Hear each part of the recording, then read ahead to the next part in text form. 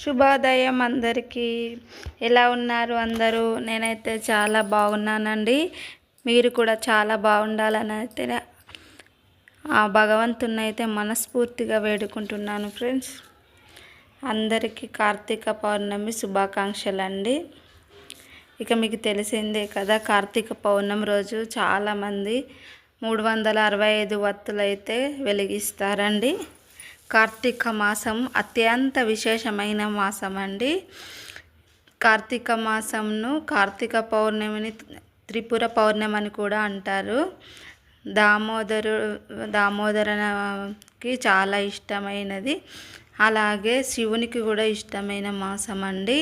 మనం కార్తీక మాసంలో 365 వత్తులు వెలిగించేటప్పుడు ముందుగా అయితే దామోదరాయ నమః, ఇలా దామోదరాయ ఆవాహయామి, త్రయంబకం ఆవాహయామి అని అనుకోవాలటండి. ఎందుకంటే ఈ కార్తీక మాసంలో కార్తీక పౌర్ణమి రోజున దామోదరను కూడా పూజిస్తామండి. మనం దామోదరం అంటే విష్ణుమూర్తికి విష్ణు సంబంధం అండి. త్రయంబకం అంటే శివ సంబంధం కదా. ఈ మాసంలో ఇద్దరు శివుడు అండ్ దామోదరుడు ఇద్దరు కలిసి ఉన్న మాసం అండి.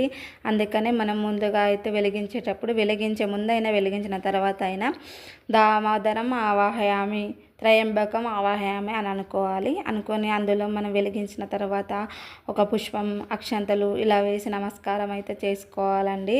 కార్తీక మాసం ప్రారంభం ఆకాశ దీపంతో ప్రారంభం అవుతుందట. ముందుగా అయితే ఆకాశ దీపం దేవాలయంలో వెలిగిస్తారు. దేవాలయంలో ఆకాశ దీపం అంటే పైన వెలిగించాలి కాబట్టి గజస్తంభానికి పైన వెలిగిస్తారటండి. వెలిగించి ఒక దాంట్లో వెలిగించి పైకి తాడు ద్వారా పైకి పంపిస్తారటండి. అందుకనే మన ఆకాశ దీపం అంటే పైన గజస్తంభం పైన తలెత్తిల పైకి చూడాలి కాబట్టి ఆకాశ దీపం అని దానికి పేరు వచ్చిందటండి. ఆకాశ దీపంతోనే కార్తీక మాసం ప్రారంభం అవుతుందట. ఈ కార్తీక మాసం శివునికి ఎంతో ప్రీతికరమైన మాసం అండి. ఈ కార్తీక మాసంలో మనం నది స్నానం చేసినా కూడా ఎంతో చాలా పుణ్యం. మనకి ఏదైనా పాపాలు, మనం తెలియక ఏదైనా పాపాలు చేసినా తొలగిపోతాయి. ఇలా కార్తీక పౌర్ణమి రోజు ఇలా 365 వత్తులు కలిపి వెలిగిస్తే చాలా విశేషమాట అండి, ఎంతో విశేషమాట. మనం ప్రతిరోజు నిత్యారాధన, దీపారాధన చేయడం వీలు కాదు. కొంతమంది చేస్తారు, కొంతమందికి ఈ బిజీ లైఫ్లో కొంతమందికి వీలు కాదు. అందుకనే మనకు వీలు కాని వాళ్ళకు ఇది చాలా విశేషమైన డే అండి.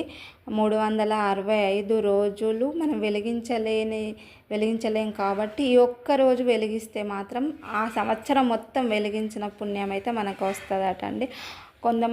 కొంతమంది వెలిగిస్తారు, ఒక డే అంటూ ఉంటుంది కదా, ఫ్రైడే కానీ మండే కానీ ట్యూస్డే కానీ వెలిగిస్తారు, మిగతా డేస్లో వెలిగించాం. అట్లా వెలిగించినందుకు కూడా ప్రతిరోజు వెలిగించిన పుణ్యం ఈ ఒక్క 365 రోజులు అంటే 1 ఇయర్ మొత్తం వెలిగించిన పుణ్యం అయితే ఈ ఒక్క సంవత్సరం ఇప్పుడు వెలిగిస్తే వస్తుందండి. ఈ శివునికి ఎంతో ఇష్టమైన మాసం కాబట్టి ఈరోజు ఖచ్చితంగా కార్తీక మాసంలో ఉసిరి దీపాలు కూడా వెలిగించాలండి. మనం ఇన్ని దీపాలు అనే అవసరం లేదు, మనకు ఒక 2 దీపాలు వెలిగించినా పర్వాలేదండి. శివునికి కార్తీక మాసంలో దీపారాధన చాలా ఇష్టం. అందులో ఉసిరి దీపం అంటే చాలా ఇష్టం అండి. అందుకే ఉసిరితో దీపం వెలిగించాలి.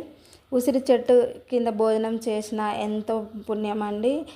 ఉసిరి చెట్టు కింద కూర్చొని దీపారాధన చేసిన చాలా పుణ్యం అండి. చాలామంది టెంపుల్కి వచ్చి ఉసిరి చెట్టు కింద మనం పసుపుతో నలుక్కొని ముగ్గు వేసి తమలపాకులు పెట్టుకొని పిండి దీపాలు వెలిగించుకున్న చాలా మంచిది. పిండి దీపాలు లేక ఉసిరి దీపాలు ఏదైనా సరే, ఈ రెండిట్లలో ఏ దీపాలు వెలిగించినా చాలా పుణ్యం అండి. చాలామంది వస్తారు, చాలామంది వెలిగిస్తారండి పిండి దీపాలు. ఇంత చిన్నగా చేసుకొని వెలిగించినా పర్వాలేదండి, కానీ ఖచ్చితంగా వీలైతే వెలిగించండి ఫ్రెండ్స్. మీరు కూడా ఇంకొక 15 రోజులు అయితే కార్తీక మాసం ఉంది కదా. ఇక దీపం వెలిగించడం వల్ల ఎంతో పుణ్యం వస్తుందండి. ఉసిరి దీపం వల్ల. ఇక నది స్నానాలు చేస్తే కూడా ఎంతో పుణ్యం అండి. ఈరోజు మాత్రం మనం ప్రతిరోజు ఒకవేళ శివస్మరణ చేయకపోతే ఈరోజు మాత్రం ఖచ్చితంగా నిత్య శివస్మరణ మాత్రం చేస్తూ ఉండండి ఫ్రెండ్స్. ఇలా నిత్యం శివస్మరణ చేయడం వల్ల ఎంతో పుణ్యం వస్తుందట. అండ్ ఈరోజు మనం దీపదానం చేసినా కూడా చాలా మంచిదండి. బ్రాహ్మణులకు దీపదానం చేయడం వల్ల మనకి ఏదైనా దోషాలు ఉన్నా మనం తెలియక ఏదైనా పాపాలు చేసినా పోతాయండి. ఈరోజు ఉసిరి దీపం దానం చేయాలి. మేమైతే ప్రతి సంవత్సరం అయితే ఉసిరి దీపం దానం చేస్తామండి. ఇంకా మనం ఏదైనా దానం చేయాలనుకుంటే కొంతమంది బ్రాహ్మణులకు వస్త్రాలు దానం చేస్తారు. కొంతమంది భోజనానికి కొన్ని బియ్యం, కూరగాయలు ఇలా ఒక్క రోజు భోజనానికి సరిపడా అంత సరుకులు ఇస్తారండి. వంట సరుకులు. ఇంకా కొంతమంది అయితే వస్త్రాలు దానం చేస్తారు. కొంతమంది నవధాన్యాలు కూడా మనకి ఏదైనా దోషం ఉందని అనుకుంటే నవధాన్యాలు ఇవ్వడం చాలా మంచిదండి. నవధాన్యాలు అంటే కొంతమంది నువ్వులు ఇస్తారు, శనగలు ఇస్తారు, పప్పు, బెబ్బర్లు ఇలా ఒక్కొక్కరు ఒక్కొక్కలాగా ఇస్తారు. కొంతమంది 9 రకాల ధాన్యాలు ఇస్తారండి. కొంతమంది 5 రకాల ధాన్యాలు ఇస్తారు. మన ఇష్టం అండి, అది మన ఇష్టంతో సంబంధించింది. మనకు ఒక 2 ధాన్యాలు కూడా ఇచ్చుకోవచ్చు. ఇక ఏదన్నా మనకు ఏదన్నా కానుక వాళ్ళ బ్రాహ్మణులకు కొంత అమౌంట్ ఏదో 21 కానీ 51 కానీ 101 కానీ ఏదన్నా మనకు తోచినంత పెట్టి ఒక పండు, ఒక పుష్పము పెట్టి ఇలా ఉసిరి దీపాలు పెట్టి కొన్ని బియ్యం ఇట్లా పెట్టి మనం ఇచ్చుకోవాలి. మనకు నచ్చినట్టు ఆవు నెయ్యితోని ఉసిరి దీపం వెలిగిస్తే చాలా మంచిదండి. ఆవు నెయ్యితోనే ఉసిరి దీపాలు వెలిగించుకోవాలి. ఓకే ఫ్రెండ్స్, ఈరోజు మళ్ళీ మనము తులసి చెట్టును అమ్మవారిలాగా లక్ష్మీమాతగా స్మరిస్తామండి. మనం తులసి చెట్టు అంటేనే లక్ష్మీమాత అనుకుంటాం కదా. తులసి అమ్మవారిని లక్ష్మీమాతగా, ఉసిరి కొమ్మను విష్ణుమూర్తిగా మనం అనుకొని ఈరోజు కళ్యాణం చేస్తామండి. ఇలా కళ్యాణం చేసి వస్త్రం వేసి మనం బంతిపూలు కానీ వేరే మాలలు కట్టి ఇలా దీపారాధన చేస్తామండి. ఈరోజు చాలా విశేషమైన డే అండి. ఓకే, నా వీడియో అందరూ చూసినందుకు అందరికీ చాలా థ్యాంక్స్ అండి. నా వీడియోలో ఏదైనా మిస్టేక్స్ ఉంటే మాత్రం క్షమించేసేయండి నన్ను. కామెంట్స్ మాత్రం బ్యాడ్గా పెట్టకండి ఫ్రెండ్స్. వీడియో మాత్రం ఎండ్ వరకు చూడండి. మేము ఇక పూజ అయిన తర్వాత అయితే టెంపుల్కి వెళ్ళామండి. టెంపుల్కి వెళ్ళి అక్కడ ఉసిరి దీపదానం చేసామండి. దీపదానం చేసినాక అక్కడ ఉసిరి చెట్టు కింద కూర్చొని అయితే మళ్ళీ అక్కడ కూడా దీపాలు వెలిగించామండి. పిండి దీపాలు వెలిగించాము. వీడియో ఇంకా ఉంది ఫ్రెండ్స్, చూసేయండి.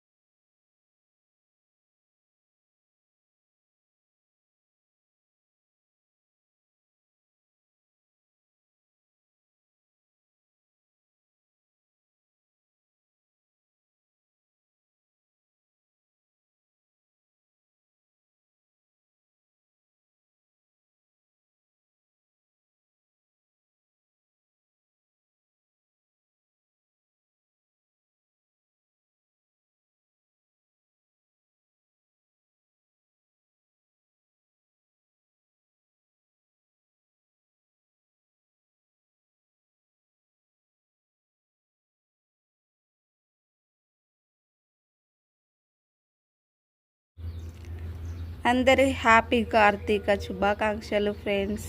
కార్తీక పౌర్ణమి శుభాకాంక్షలు.